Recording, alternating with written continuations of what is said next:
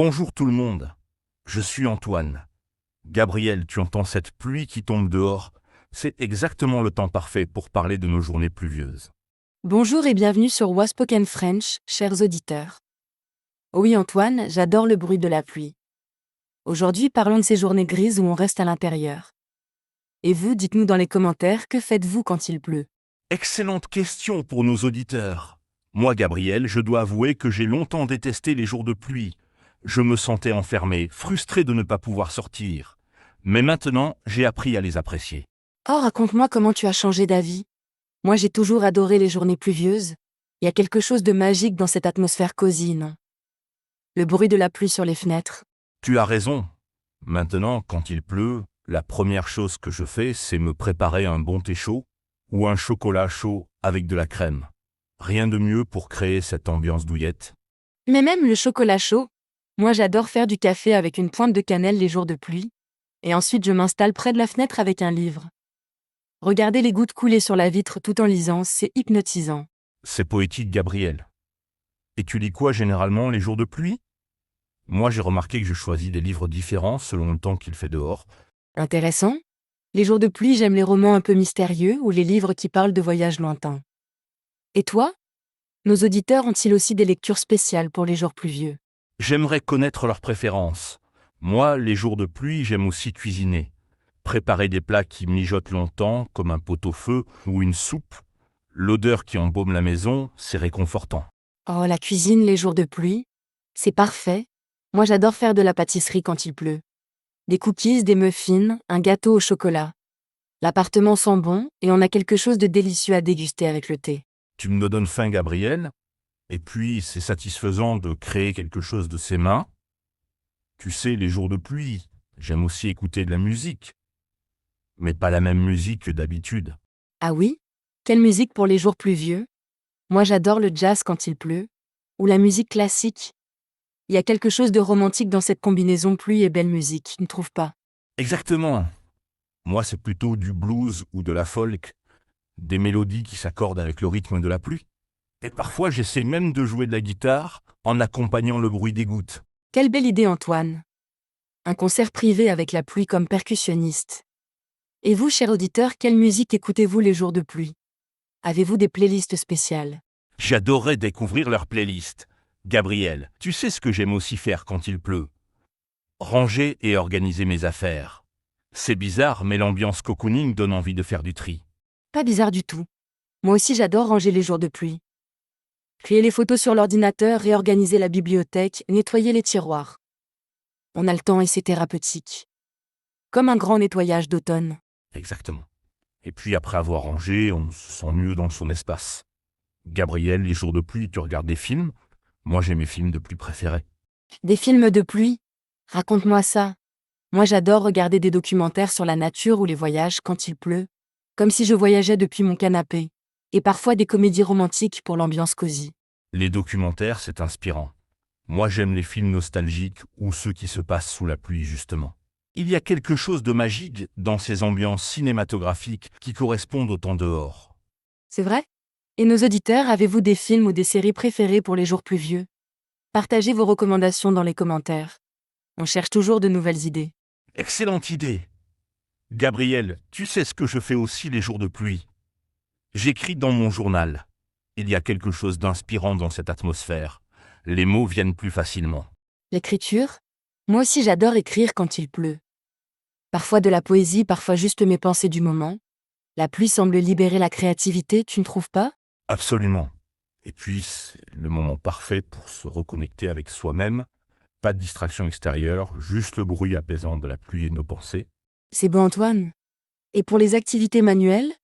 Moi j'aime faire du tricot ou du crochet les jours de pluie. Ces gestes répétitifs avec le bruit de la pluie en fond, c'est méditatif. Le tricot, moi, c'est plutôt du bricolage. Réparer de petites choses, assembler des meubles, peindre un cadre.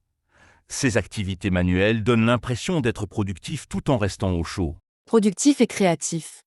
Et vous, auditeurs, avez-vous des activités manuelles préférées pour les jours pluvieux? Dessin, peinture, couture, bricolage. Nous sommes curieux de vos talents cachés. Oui, montrez-nous vos créations. Gabriel et les jeux. Tu sais, ces jeux qu'on ressort seulement les jours de pluie? Allez, jeux? J'adore faire des puzzles quand il pleut. Il y a quelque chose de satisfaisant à voir l'image se former petit à petit. Et toi? Puzzle aussi? Ou plutôt jeu de cartes? Les deux. J'ai même redécouvert les mots croisés récemment.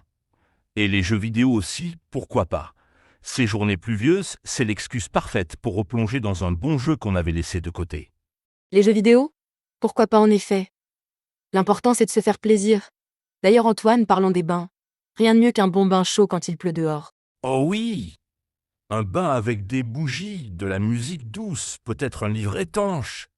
Gabriel, tu me fais réaliser que les jours de pluie, c'est l'opportunité parfaite pour prendre soin de soi. Exactement. Masque de beauté, soin des cheveux, manucure. On a le temps de se chouchouter.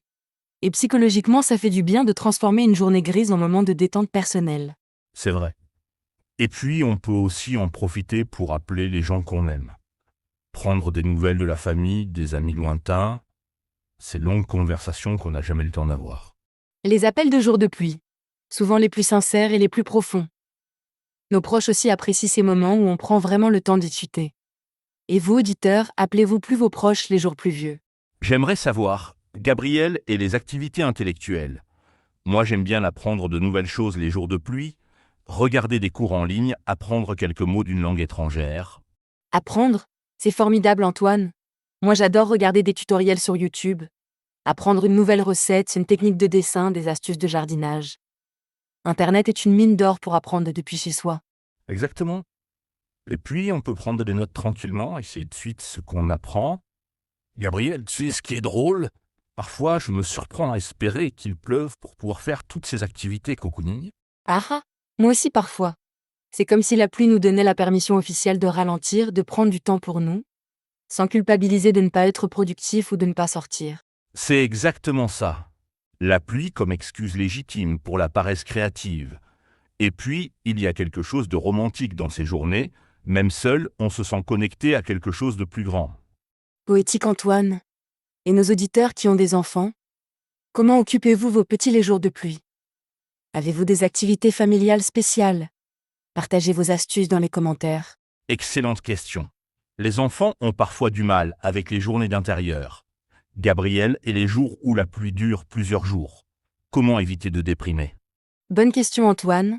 Moi j'essaie de varier les activités, un peu de lecture, un peu de cuisine, un peu de musique. Et surtout j'accepte que ces journées soient différentes. Plus lentes, plus introspectives. Accepter le rythme de la pluie. C'est sage, et puis se rappeler que c'est temporaire. Demain ou après-demain, le soleil reviendra. En attendant, on peut profiter de cette pause forcée que nous offre la nature. Exactement. Et parfois ces journées pluvieuses nous offrent des surprises. Une conversation inattendue, une découverte, un moment de créativité qu'on n'aurait pas eu sinon. C'est vrai, Gabriel. D'ailleurs, tu sais ce que j'ai découvert récemment les jours de pluie? La méditation. Écouter la pluie comme fond sonore, c'est parfait pour se détendre et méditer. La méditation avec la pluie. Quelle belle idée. La nature nous offre la bande sonore parfaite pour nous recentrer. Et c'est gratuit. Nos auditeurs ont-ils déjà essayé de méditer avec le bruit de la pluie? J'aimerais connaître leur expérience. Gabriel et la sieste? Avoue que les jours de pluie, c'est tentant de faire une petite sieste. Ah, la sieste de jour de pluie, un des grands plaisirs de la vie. Se blottir sous une couverture douce avec le bruit apaisant de la pluie. Je n'ai aucune culpabilité à dormir un peu l'après-midi quand il pleut. Aucune culpabilité, tu as raison. C'est même recommandé pour la santé. Et puis, on se réveille reposé et de bonne humeur. Parfait pour profiter du reste de la journée cocooning. Exactement Antoine. Et vous savez quoi, cher auditeur? Nous aimerions savoir quelle est votre activité préférée les jours de pluie. Celle qui vous rend vraiment heureux malgré le temps gris. Excellente question, Gabriel. Et peut-être que certains d'entre vous ont transformé un jour de pluie en jour mémorable. Racontez-nous vos plus beaux souvenirs de journées pluvieuses. Oui, ces histoires nous inspirent toujours. Tu sais Antoine, après cette conversation, j'ai encore plus hâte au prochain jour de pluie. Tous ces petits plaisirs simples qu'on oublie parfois. Moi aussi, Gabriel. Et j'espère qu'on a donné des idées à nos auditeurs pour transformer leur prochaine journée pluvieuse en moment de bonheur. Il suffit de changer de perspective. Absolument. Au lieu de subir la pluie, on peut l'accueillir comme une invitation au cocooning, à la créativité, au repos. C'est un cadeau de la nature finalement.